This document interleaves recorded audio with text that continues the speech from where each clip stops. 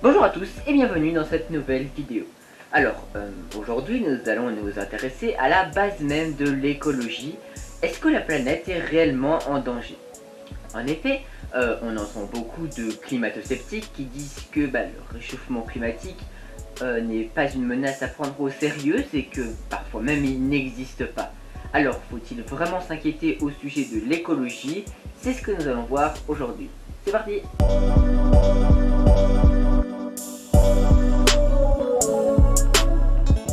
Pour commencer, nous pouvons nous appuyer sur la définition officielle qui nous est donnée de l'écologie, qui est donc étude des milieux où vivent les êtres vivants, ainsi que des rapports de ces êtres avec le milieu.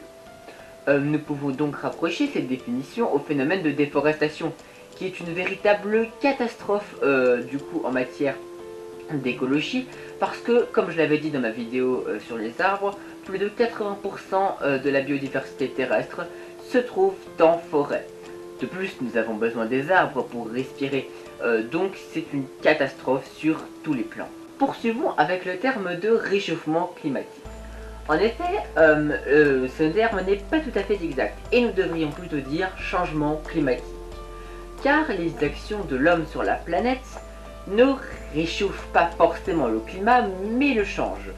Pour exemple, je vais prendre ce phénomène qui a frappé le Brésil l'année dernière, en 2021, et nous avons eu une forte vague de tempêtes de neige dans le pays, alors que dans le nord, dans le Canada et aux États-Unis, ils avaient une vague de chaleur incroyable qu'ils n'avaient quasiment jamais vue.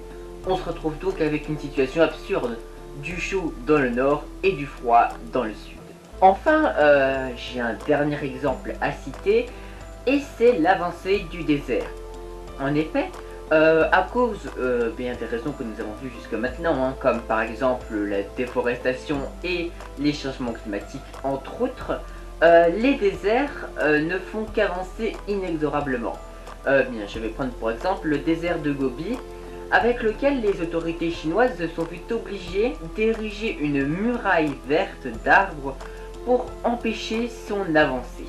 Alors oui, les nouvelles ne sont pas toutes roses pour la planète. Cependant, il n'y a pas que du noir non plus. Par exemple, la population d'ours polaires ou de baleines à bosse ne font qu'augmenter ces dernières années.